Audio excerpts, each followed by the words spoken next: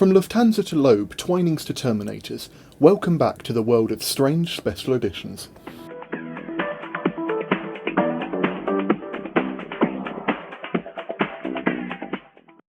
For many, Formula 1 has always been the pinnacle of motorsport. Because of this, many manufacturers involved in the sport have chosen to try and incorporate F1 themes into their road cars. The recent AMG 1 is an example of this. Surprisingly, it isn't Mercedes' first foray into the F1 branded road car market. In fact, there have been multiple Mercedes Formula 1 editions before it, but I'll only focus on the two weirdest ones for this video. The first celebrated the company's 1998 title, won in collaboration with McLaren, so it would make sense for it to be based on the sporty new SLK at the time. But then again, would it be in this video if it had made sense?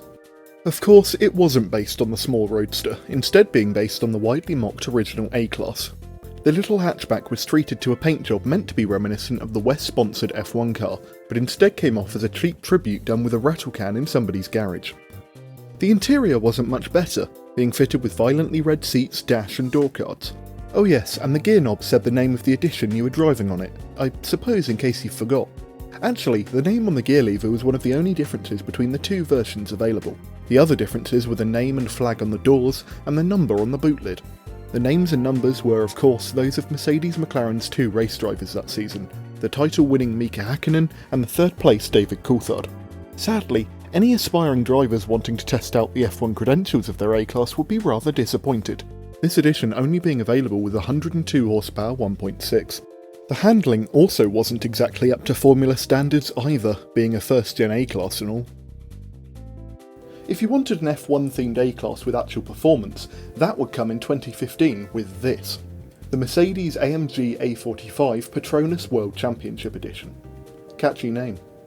Being based on the 375 horsepower A45, it was certainly far more deserving of the F1 branding than the 1999 car. The speed problem may have been solved, but another was only made worse, the livery.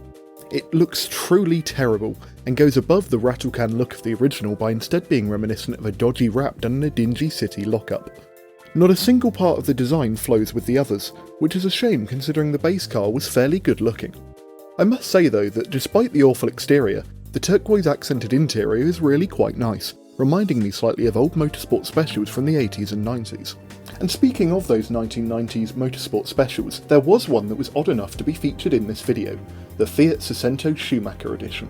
Although the edition is from 2001, the Seicento itself released in 1997, so it counts, right? Anyway, the Schumacher, of course themed after the uber-successful driver of the same name, was pretty much just a regular Seicento Sporting with a few plaques and stickers over the exterior.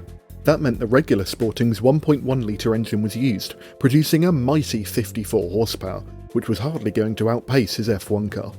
Fiat tried the Schumacher edition shtick again a few years later with the Stilo Schumacher. I'm liking the alliteration of the names by the way. The Stilo edition was based on the Abarth, which meant that it was a sight quicker than the Seicento, but it was also lazier. The Schumacher branding was limited to the side skirts and front seats. That's it. And yet this edition cost £2.5 more than the regular Abarth. Those must be some expensive badges. But that markup is not as egregious as with the next inexplicably F1 themed edition, 2012's Infiniti FX Vettel. This edition cost a whopping £47,000 over the regular FX, nearly doubling the price. And what do you get for that price? Well, unlike the previous editions named after F1 drivers, Vettel didn't just lend his name to the car. Allegedly, he was also involved in the development of the FX Vettel too, although to what extent is debatable. Reports at the time said the car still felt like a luxury SUV rather than being at the sporty end of the class, meaning that all that carbon fibre and body kit didn't do a damn thing beyond drive up the price. It's also got purple stitching inside, which to be honest does look really good. 500 were made, which is quite high when you consider how many regular FXs they probably sold. As an aside, Infiniti could use Vettel's name on their car because they are owned by Nissan, who was in cohorts with Renault, who built Red Bull Racing's and thus Vettel's engines at the time. Got all that? This will be on the test. The final driver-themed special editions I will be talking about in this video are the Citroens By Loeb. Based on the C2 and C4 and named after the most successful WRC driver of all time, these two editions are just as lazy as the Schumacher Fiats. White wheels, red seats and door graphics are all you get, and even the wheels could be optioned to silver if you're a bit boring. There was one redeeming feature about the Loeb editions though, and that was price. These cars offered the power of the VTS variants but with less equipment. This meant that they were the cheapest way to get a VTS Citroen if you didn't mind a few missing bits inside, making them popular in the beginner hot hatch community. So those were some cars with connotations of speed far beyond their actual capabilities, but what about taking that concept to its extreme? Aircraft themed special editions, and I don't mean Saabs. The overly named Bentley Continental GT Speed Breitling Jet Team Series Limited Edition, and Breathe, is a good example of this. As the long name would suggest, the 7 cars built were heavily inspired by jets, or rather jet singular, as each car wears the number of a specific L39 Albatross in the Breitling jet team. All 7 cars wore the same livery though, a rather nice looking silver, grey and yellow design with matching interior. Despite looking nice, I can't help but feel it clashes with the refined luxury image Bentley tries to project with its cars. The livery may have been at odds with Bentley's values, but the collaboration itself was not as random as it first seems. This is because Breitling has made the clocks for some of Bentley's highest tier models for quite some time now. Even so, a high-end luxury car with yellow trim reminiscent of the Challenger Hellcat splitter guards is more than a little weird. But what about if you preferred props to jets? Well, Aston Martin had you covered at around the same time with a weirdly similar car, the Vantage V12S Spitfire 80. This was sadly not built to celebrate the triumph, instead the Supermarine, specifically 80 years since the latter's first flight. The list of similarities between the Jet series and Spitfire 80 is strangely long and are as follows. Both are aircraft themed, both are British, both are 2-door luxury coupes, both have 12-cylinder engines, both have strange out-of-place yellow accents, both released in 2016, both were handed over to customers at an airshow, and finally less than 10 of both were produced. Coincidence, or was there something deeper? Will we ever know? Or better question, will we ever care? I imagine the answers to all 3 of those questions will remain a resounding no for the foreseeable future. Okay, so maybe the Bentley and Aston are too pricey. You want a plain themed car on the cheap. In this strange hypothetical scenario, I'd first suggest a second-hand Saab, but then I'd point you towards one of these. It may look like a normal Ford Ka, but take a closer look. No, closer than that. Closer. There we go. It's the Ford Ka Lufthansa. Yes, the only exterior difference was a tiny plaque on the B-pillar, but inside there were some brilliant looking leather seats inspired by those used on the airline itself. Oh, and another Ka Lufthansa plaque. Hardly the most exciting special edition, which makes the collaboration even stranger, as at least when Citroen did an airline edition of the little AX several years earlier, they did it with an airline from the same country. That edition was the AX Air France Madame, obviously a tie-in with the airline of the same name, but the Madame part is what makes it so strange. It was the name of the company's in-flight magazine after all, and I can't think of a reason why it was chosen as the name for the AX. The car itself was even lazier than the Ka Lufthansa, being a regular AX with some extra options and a couple of stickers bearing the name dotted across the exterior. I assume the aim with these airline-themed special editions was to try and bank off of people's positive experiences with them while on holiday, but you would have got no such positivity with this particular holiday. The Ford Fiesta Holiday, released in 1986 alongside the much nicer looking Firefly, was a near base model Popular Plus Fiesta with a stripe on the side and a sticker on the boot lid. A couple of optional extras were also thrown in, such as a sunroof and a 5-speed gearbox. I must ask though, wouldn't a convertible Escort, or perhaps a Capri themed to the island of the same name, been more appropriate for the holiday name? Speaking of undeserving names, how about a car with seemingly the wrong name? This is the Nissan March Juke, a weirdly painted jukebox themed March, of course called the Micra in the UK. While the name would have made perfect sense when it released back in the late 90s, now the little two-tone Nissan has the name of 2 separate models. This makes it incredibly hard to search for, ironic considering how lurid its paint scheme is. It's not just Nissan that has given a car a name that seems completely wrong in hindsight, as now we must return to Aston Martin. In 2015, to mark the imminent demise of the DB9 in favour of the DB11, the company put out the DB9 GT Bond Edition. It was a pricier version of the DB9 GT, in my opinion the best looking of the DB9s, and at first all seems normal. A few subtle bits and pieces across the exterior and interior referencing Bond all seems par for the course. But wait, there's something very wrong. See, Bond never used a DB9.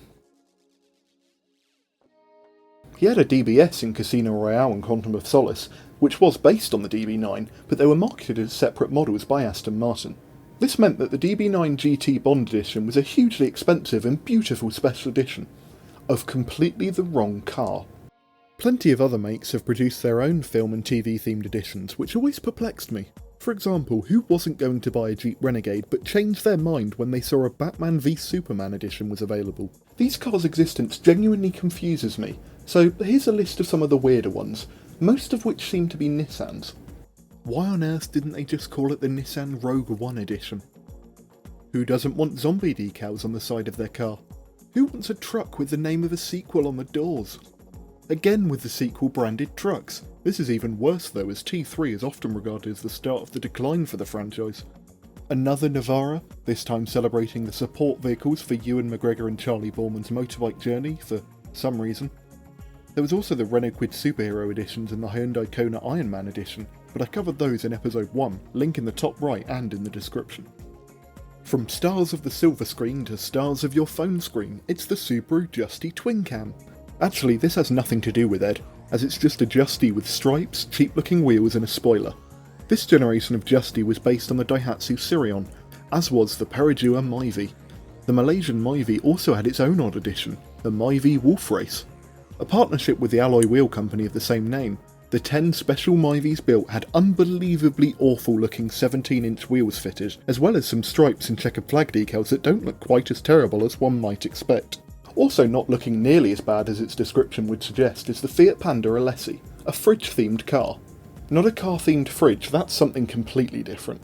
Anyway, the Panda Alessi featured incredibly bright paint and white lower body panelling, as well as some very nice two-tone wheels. The vibrant colour scheme may look good on the outside, but the interior looks horrible with the green seats fitted, and only slightly better with the orange ones.